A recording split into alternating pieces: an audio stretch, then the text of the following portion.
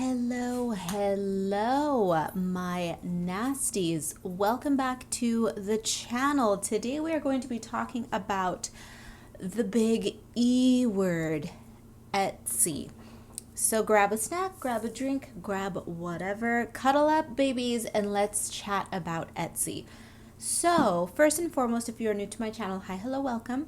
This is not going to be a standard art video of the type that I generally film. So if you are not interested in this conversation, click out now and check out one of my art videos and then circle back later if you are curious about my thoughts on Etsy. For those of you who have been with me for a long time and you have been regularly watching my vlogs, you know that this decision has been a long time coming, but I haven't really given any details on why.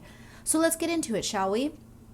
In recent vlogs, I would say over the previous few months, I have kind of hinted and teased a little about my, well, I wouldn't really call it a hint or a tease. It was my spitting out the words of the thought, my spitting out the thoughts into words that were swirling in my head. And that being, or those thoughts being my considering my options in terms of where I wanted to sell my art online and what I wanted to do with my Etsy shop. I kept saying, okay, I'm going to whittle down the original artwork. A few months ago, I did a huge purge of a lot of old artwork that I had sitting in my cabinets, and I sold them for extremely affordable prices. We're talking under 20 bucks. Pieces were $13, $15, all in with tax and shipping. And then I said that I would not be adding any new originals to my Etsy shop for the foreseeable future. And this was months ago. This was talking way back in the summer. I said that this was going to be the last year that I was going to be offering originals in my Etsy shop. And indeed, that has come to pass.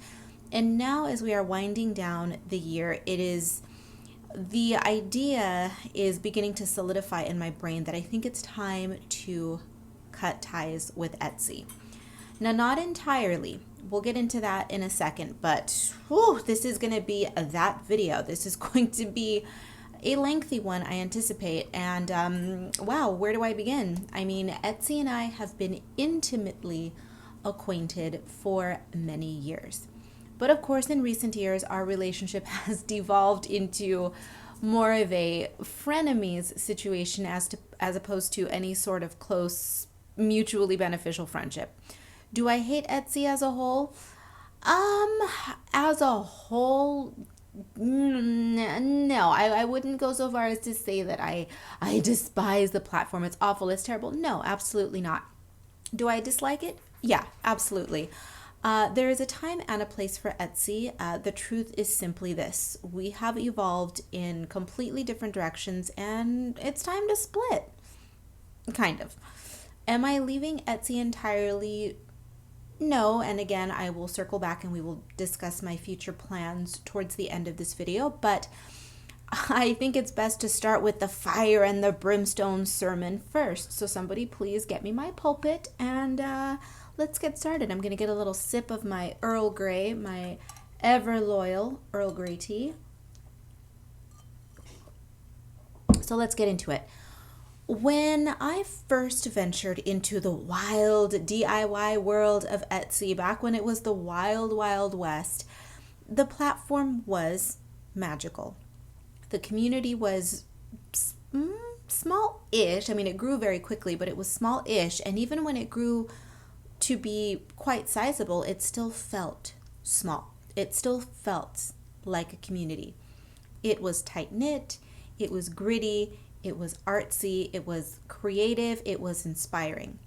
It was where the creatives went to escape the quagmire that was Etsy, or rather the quagmire that was eBay. Excuse me. eBay once was the platform where artists and makers of all stripes could set up stores and sell without having to learn web design or pay exorbitant platform fees. eBay was great. Everyone had a good time selling, shopping, finding treasures, antiquing, the works. eBay was that girl. It was great. But unfortunately, eBay devolved and it became a hive for lowballing bargain hunters, for copycats, and eventually the bargain hunting paired with the copycatting and paired with the oppressive eBay rules and the ever increasing fees, well, that of course drove all of the creatives to Etsy. eBay became definitely more of a online thrift store, a garage sale, and less for artists. Things evolve, things change, no big deal.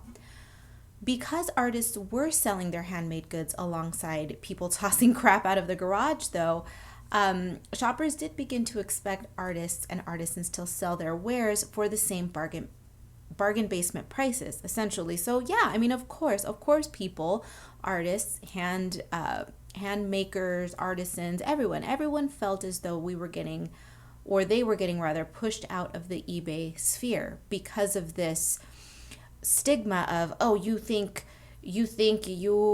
I'll just be vulgar, you think your shit doesn't stink because you're on eBay selling your artwork for $100 when I can get this painting for $2 from this eBay seller. Okay, fine.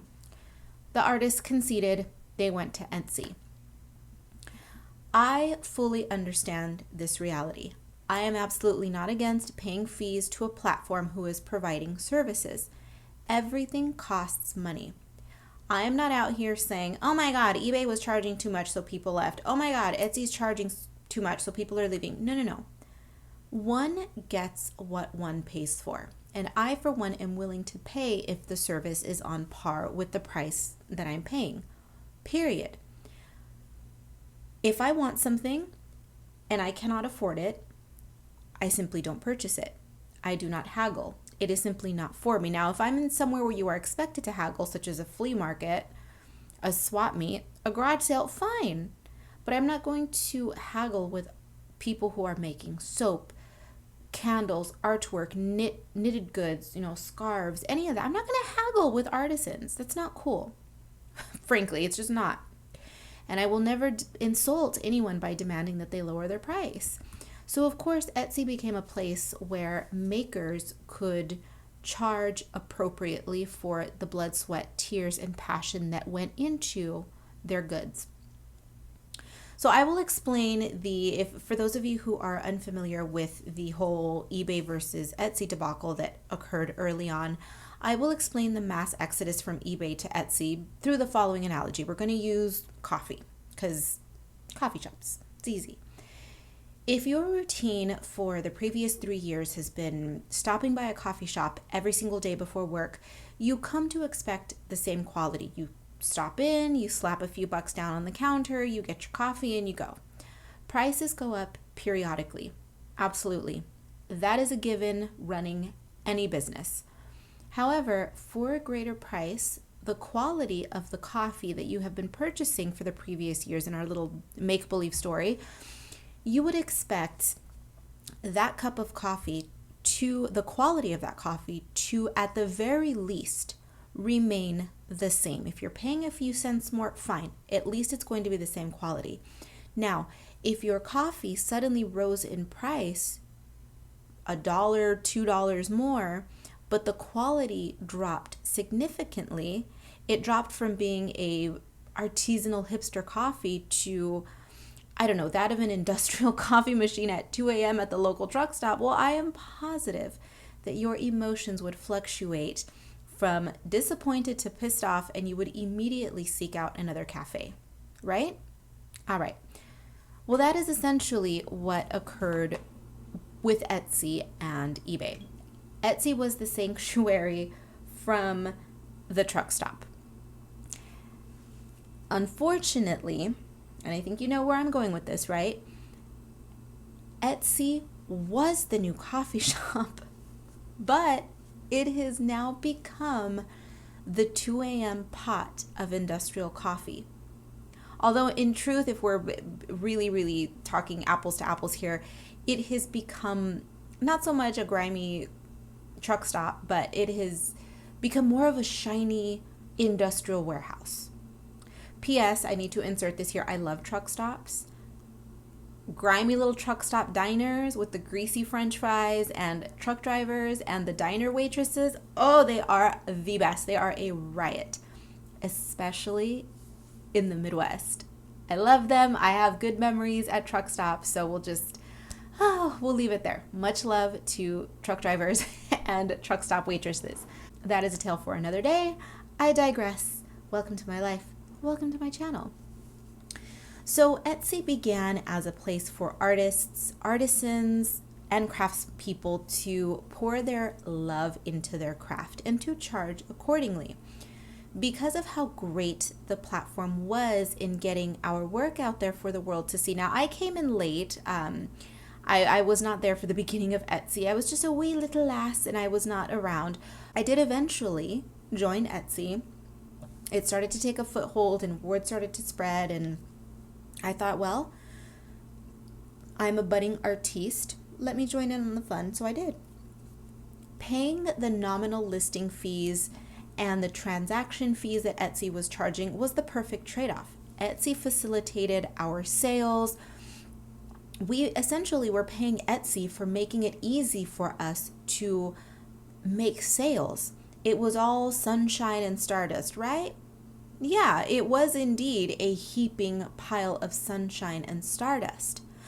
Until inevitably Etsy became a cesspit of bargain basement, drop shipped merchandise, of copycat ass hattery, and just the plethora of garbage that exists on Etsy today. That you know the type, the people who watch a few YouTube videos on how to get rich quick on Etsy, what to sell on Etsy, how to copy popular stores on Etsy and make $1 million in 6 months. All of that bullshit.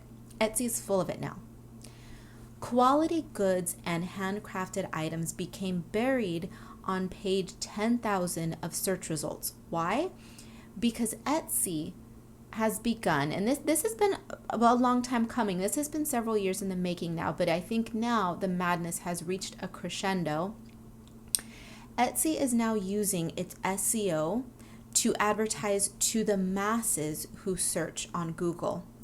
So wait, you might be saying, well, wait, advertising on Google is great. Everybody consults the Googler when they're looking for something. It's wonderful. People are going to flock to your store, right? Wrong. The masses were not the intended target audience on Etsy in the beginning. And if you are saying, but Karla, Etsy's a business. How is Etsy going to make money if they don't evolve? Okay, well, I'll put it to you this way. There's a difference between the type of people. Now, before the internet Karens jump on me about this, apologies if your name is Karen and you are wonderful, but just indulge me here. I shop at Target. I shop at the dollar store. I shop at Trader Joe's. I shop at farmers markets. I shop everywhere. Okay, I'm not hoity-toity on my pedestal. Absolutely not. But what I'm going to say is that there is a distinct difference between the people who shop exclusively at farmers markets and then those who are shopping at the Dollar Tree. Some people want a bargain. Some people don't. I'm not going to purchase artisanal toilet paper. I'll go to Target and get myself cheap toilet paper, right? But I will indulge in handmade soaps, handmade candles, all of that, right? Fresh farmed produce, absolutely. And I will go to a farmer's market for that. I'm not going to go, and I'm not knocking anyone out of necessity who shops at the Dollar Tree. That's not what I'm saying here. What I'm trying to get people to understand is that there is a market for highly curated artisanal goods. So the argument that Etsy needs to evolve for the masses is bullshit. It's bullshit. It's just not true. Etsy started as a place that catered to those who were searching for curated, handcrafted goods. That is how, at one point it was the place where customers could easily shop for fabulous, unique goods, and artists could run successful shops out of their living rooms. However, Etsy is catering to the mass of Google coupon hunters and Amazon shoppers. There's nothing wrong with Amazon shoppers either. I shop on Amazon. Hell, my coloring books are for sale on Amazon. Every single one. I have no issue. Amazon is a great service for people like me, the little guy who cannot afford to spend thousands and thousands of dollars stocking my own book in my own shop. I wouldn't be able to pay my rent if I had to sell my books out of my apartment, right? Amazon has its time and a place. The difference is that while I do not mind purchasing, say, for example, printer ink or other such little office supplies on Amazon, I will absolutely under no circumstances shop for drop shipped, quote unquote, hand knit scarves or quote unquote artisan coffee or quote unquote hand poured candles on Amazon. It's just not the place for that.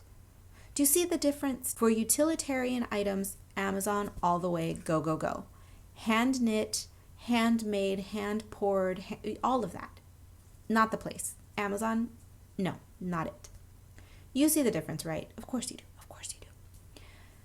The fact that I need to explain that to the combative morons with selective hearing and just, it hurts my brain. But the internet is going to internet if I do not make myself clear. So excuse the excessive explanations, but I gotta do it.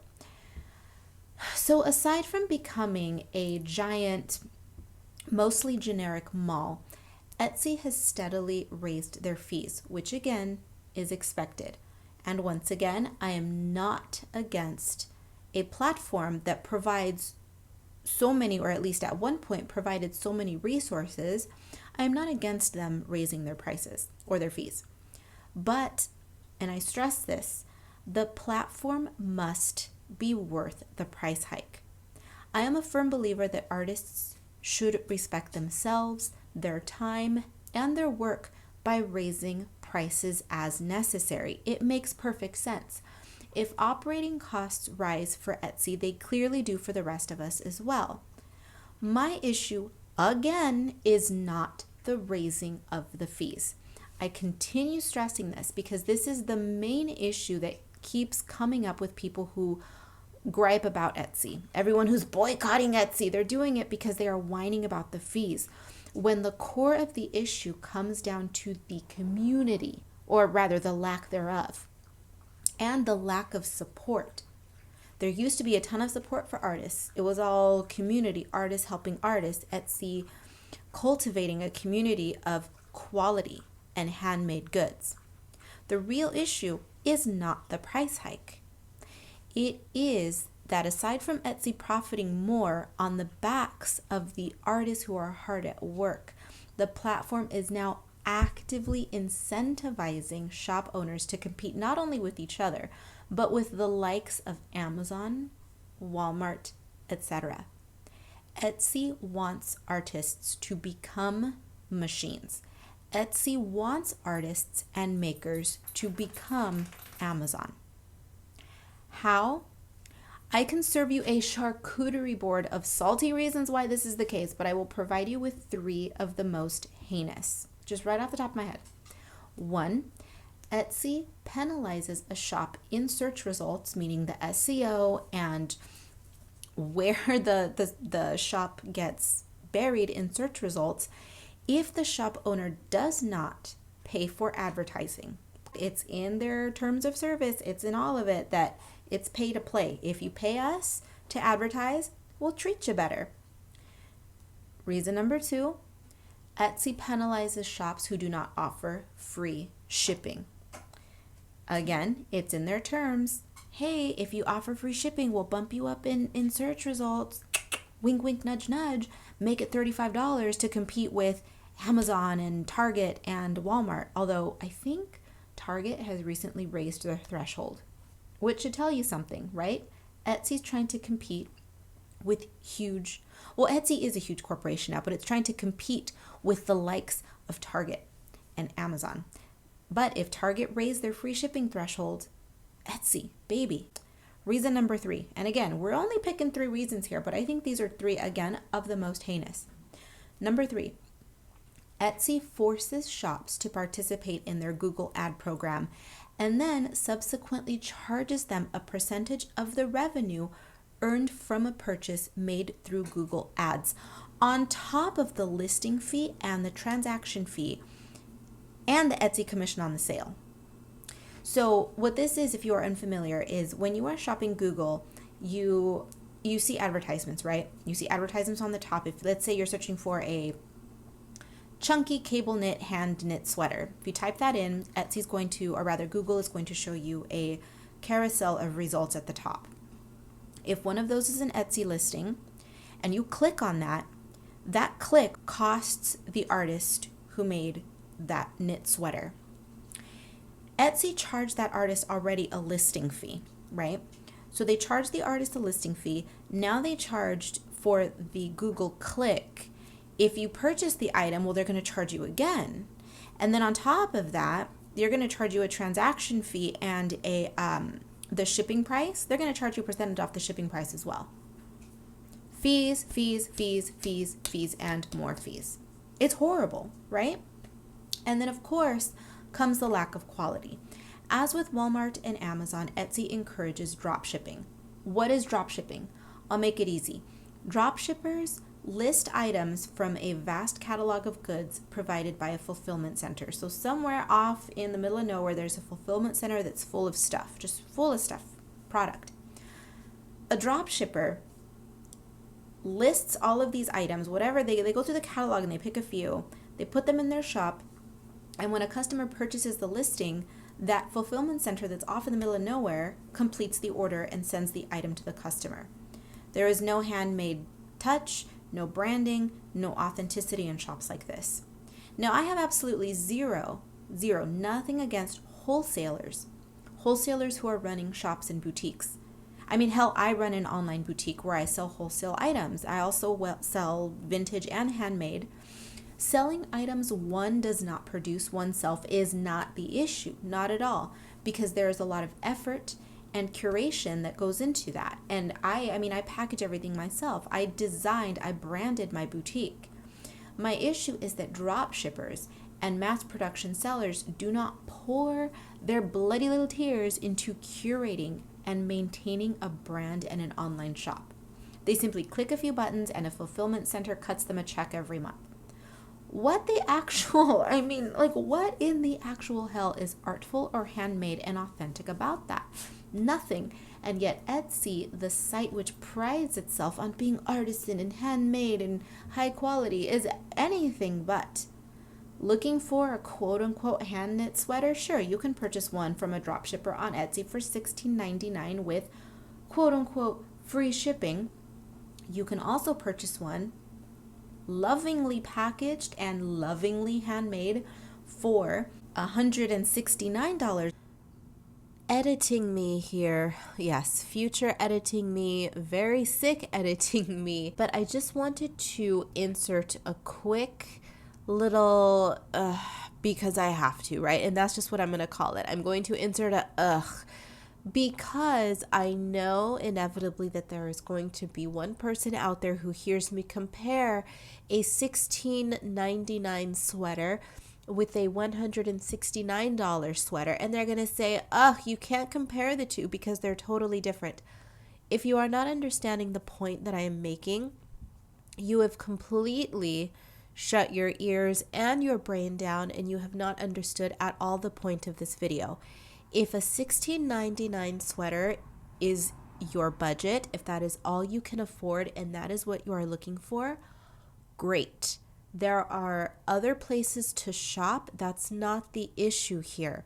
However, the point that I'm trying to make is that there are people who are interested in the handmade, handcrafted goods who understand the worth of handmade, and they are willing to pay those prices, and they turn to Etsy. But Etsy is no longer the place for those goods because Etsy is now prioritizing the mass-produced $16 sweater as opposed to the $169 handmade sweater.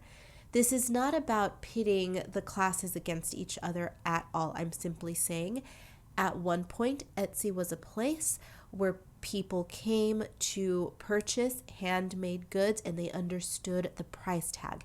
Now, Etsy is trying to eliminate that by forcing the handmade artisans to compete with the mass-produced wares. That is what I'm saying. That's it. I'm not attacking anyone for their budget, okay? Because your girl is also on a budget. Let's get on with the video. But you'll never find the quality $169 sweater because it will be buried beneath a mountain of dropshippers charging $16.99. Unfortunately, many small-time makers, such as myself, I am 100% small-time, we have succumbed to this sick pricing war. Or rather, most others have. I have not. I grappled with it. I offered free shipping for a while, and then I realized that I was essentially earning pennies per item. I am going to bring this next point up because I have been asked specifically about stickers. The topic is stickers. How many of you out there watching this video own a Cricut machine? How many of you have watched or shopped from a shop who sells Cricut stickers or decals? I have no beef with homemade stickers. Absolutely not. Personally, not my jam. I do not like the idea of being chained to a Cricut machine, nor am I thrilled with the quality. So I have stickers made elsewhere. Again, quality, personal preference. Point blank. End of story. That's it. You do you, I do me. My stickers are expensive to make, but they are of the quality I want. I have zero desire to make stickers at home. Again, if you do, great. Love that for you. Indeed, just go on with your bad self. I am not advising any aspiring sticker makers and sticker shop owners to burn their Cricut machines to the flames or in the flames. No, not at all. What I am advising you to do is listen to me, listen. Don't burn your Cricut machine. And if you want one, baby, go buy one. But listen. Know your damn cost of goods. Know your cost of goods. I would advise that you know your damn worth as well, but never mind that. Your self-worth, you right now listening, your self-worth may very well be in the gutter. But we can talk about rectifying that issue in some other soapboxy video because, baby, you are worth a lot, but I'm not here to tell you that today. That's not what this is about. This is a point about money. What I do not want to see is your lack of self-worth and your lack of knowledge in pricing. I don't want to see that result in your living in the gutter right along with your self-worth because your business failed you. Your business failed you because Etsy lied to you and you thought you were getting help from Etsy. Oh, they're providing me with this platform and this and that and the other. And all of my competition out here is selling things for 99 cents. I have to do the same thing. No, you must not price your goods in accordance with the low budget, bottom shelf, Amazon style rat race copycat ass hattery that exists on Etsy. The things that come out of my mouth when I don't script a video. How did I do that? I don't know how I spit out that sentence. I'm not even going to attempt it again, but congrats. So let me break it down very easily with one example. And this is an example I see far too often on Etsy, and I'm sorry if talking the numbers is boring you, but this is important. I wasn't even going to discuss the stickers in this video, right? I wasn't going to provide any specific examples, but because I was asked about it, I'm going to, because my audience cares about this, because my audience purchases a lot of my stickers and they are inspired to start their own sticker shop, and I don't want to see them make the same mistakes that other people make. So let me break it down very easily with one example. Again, it's an example I see far too often on Etsy. I see it with an exorbitantly large, just an utterly depressing number of sellers on Etsy who are selling their stickers and art prints and other small goods for similar amounts. I'm talking $1, $2, and even $3. Hello again, future sicky poo editing me here. As my editing is progressing, the night is progressing, and my congestion is progressing as well. So I sound even worse. I'm sorry, bear with me. But what I have decided to do is to whip up a very basic graphic in which I demonstrate one example of what this entire 45-minute diatribe of mine has been about. That this video has been just my expressing my disillusionment and disappointment, right? So let me now put it into one example. So if you, for instance, are selling an item for $2, and this is completely hypothetical, so I'm going to say that your cost of goods is $1. And this is just, we're using the example of stickers. So if you're creating stickers with your Cricut machine, I'm only including in the cost of goods your paper. And the reason that I'm doing that is because I have no idea what it costs to run a Cricut machine. I know the cost of paper and inks and such in general, but to get down to the specifics of a Cricut, I don't know. So I'm balling it all into $1. And this is not including labor. This is not including your utilities to run your electricity, your office, none of that. This is bare bones, just $1. So the price of your item that you have listed on Etsy is $2. The cost of goods, not including labor, is $1. You are offering free shipping. Okay, so that's the basics. Now we get into the fees. On every purchase, Etsy, the payment processing, and this is not Etsy exclusive, all payment processors are going to cost you, or rather, they're going to charge you a fee so that they can process credit card payments. This is just, it's universal. So it is 3% plus 25 cents. Generally, that's typically what they are on all platforms. Now, the payment fee then is going to be 31 cents, and then the transaction fee is going to be 13 cents. When you sell an item, Etsy charges you a percentage of that sale price, okay? So they charge you the listing fee plus the sale fee. And now your total fees all in for this $2 item. This includes the checkout fees, which are the payment processing fees, the payment fee itself, and the transaction fee. That's all 64 cents. So this means on your $2 item, your gross profit is 36 cents. Gross profit is not net because in all of this, I have not included taxes. So a $2 item in truth is going to earn you less than 36 cents. That $2 item comes with it cost of goods plus fees. It's rather eye-opening, isn't it? Once you see everything broken down, it's rather dramatic, and this is why for many years I did not see myself making much of a profit on my Etsy sales, and it's because I simply wasn't breaking down all of the fees involved. So moving forward, I will be getting much better with that, but also moving forward, Etsy, it's a little too late, baby, because now I've decided to move on. So I hope this example helped kind of drive the point that I've been trying to make in this entire video home. Hopefully it makes more sense. And now let's carry on with the video. We'll pick up right where we left off. Baby, you are in the deep, deep red gutter. The reason the land of Amazonia and the planet of all Marcia can sell items at 99 cents is because the corporate wealth and bulk pricing that are behind these corporations. You are not a billionaire.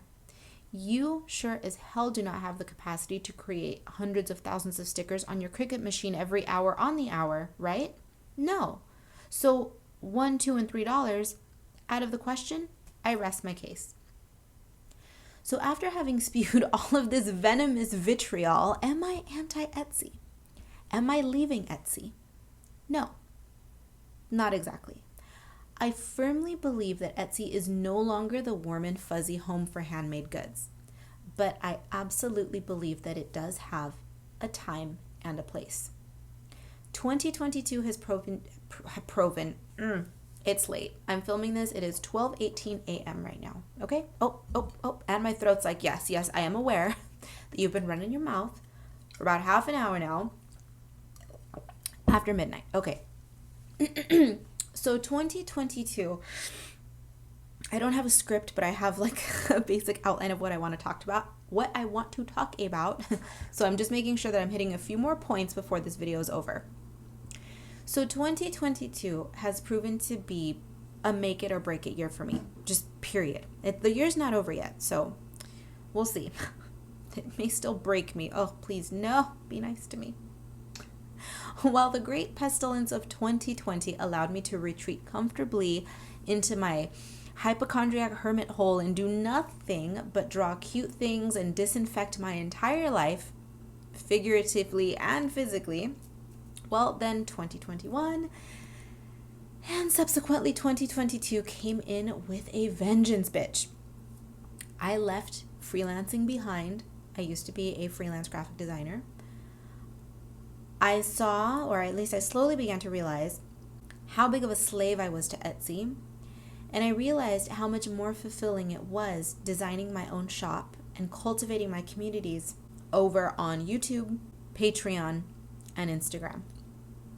The more Etsy became saturated, the less comfortable, the less enjoyable it felt. Over the course of 2022, I made the decision to wind down sales of original artwork on Etsy. Again, Etsy simply no longer felt like home to me, but the platform is so familiar and so trusted by everyone that I did not want to walk away from it, nor do I want to walk away from it entirely. I have no intention, at this current moment, intentions of walking away completely. Why? Because humans are creatures of habit. If they shop on Etsy, they will continue to shop on Etsy, no matter what I say. I myself am barely human. I mean, ergo, I am not always a creature of habit. So I love change. I love a challenge. I love adaptability. Not everyone does. So in this instance, I have chosen to adapt. I have chosen to both go my own way while also adapting and evolving the way I handle my relationship with Etsy. While original artwork and other handmade objects will not be available via my Etsy shop after this year, I will continue to sell, at the very least, downloadable coloring books, because I do sell physical coloring books as well as PDF versions. I will likely this one, see, this is where I'm on the fence. I may or may not also carry prints and stickers. I may do coloring books and prints. I may do coloring books and stickers. I may just do coloring books. That's it. That's the path that I'm leaning towards, is using it strictly as a coloring book shop. My Etsy shop will be for, just fun, potentially fun, gifty goods. Again, maybe art prints, maybe stickers, kind of like a small-time Sanrio or Lisa Frank stationery boutique. Just essentially a cute little online shop for stickers, prints, and other stuff. Potentially. Because I like the idea of having a storefront that I would have loved to shop at when I was a wee little spooky kid. Stickers, prints, coloring books, all that kind of stuff. But again, I'm leaning towards only coloring books, because if I'm going to go my own way, I want to do it properly. I would prefer selling art prints and stickers via my personal website, and I would like to use Etsy as a funnel. There's a large audience for coloring books. If someone is searching Etsy for a coloring book, they happen upon one of mine, they like what they see, that will send them over to my website. So I want Etsy to at least be useful. At the end of the day, Etsy is easy to use, and the brand recognition is just undeniable. I will neither disregard nor dispute that. I won't. But for the handmade wares which I pour my blood and tears into, I must pave my own way and build them a home. That hardworking 3 a.m. hunched over the art desk part of me deserves it, right? I mean, that monster deserves her place in the spotlight in a home of my own design. I mean, damn it, I'm an artist and illustrator, graphic designer. I can do it myself. Also, let's just not forget the fact that I simply cannot afford to sell my original artwork at what Etsy considers to be affordable prices. Etsy wants me to sell everything cheaper than the next guy and to offer free shipping on top of it. They want me to do this when Etsy, the glutton, is gobbling up nearly all of my profits as it is. It's just not sustainable or smart anymore for me or for anyone else. In sum, this video is almost over. Etsy will serve two purposes for me moving forward in 2023. It is going to be a landing pad for the uninitiated, basically. People who accidentally stumble upon my shop, who can either just shop and go, or hopefully they will be interested enough to then visit my website and to subsequently follow me on socials. It will continue to serve as this is the second reason, is that it will continue to serve as a familiar purchasing platform for my supporters who are not comfortable shopping off platform, but who wish to continue collecting my work. And this is where I'm struggling with whether I want to completely take off the prints and the stickers. I may wean them off because, again, I want Etsy to serve as a funnel, but I also want it to be a familiar shop for my supporters. But at the same time, I don't want to offer so much variety that it's slowing me down and it's keeping me from beefing up and just making my personal website and store a beautiful place to shop. I will absolutely incentivize customers to shop on my website. Absolutely. I don't know how yet, but I will. I haven't worked out all the kinks yet, but I do know that in 2023, my primary goal is to become a monster of my own design. My own shop, my way. I hope this video was insightful, enlightening, entertaining, inspiring. Pick one. If you leave here with anything, let it be this. Know your damn cost of goods and know your damn worth. Know your worth and price accordingly. Know those two things and price accordingly. Yes, admittedly, I need to practice what I preach a bit more, but I have been getting better in recent years. Finally. And that's it.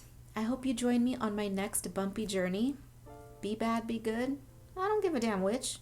Come back in one piece, and hey, if you're interested in perusing my Etsy shop, take a look down below. There will be a link down there. My very, very few remaining originals will be available through the end of the year. And that's going to do it for this video. I'm looking forward to the next chapter. I hope you are as well. I will see you in the next one.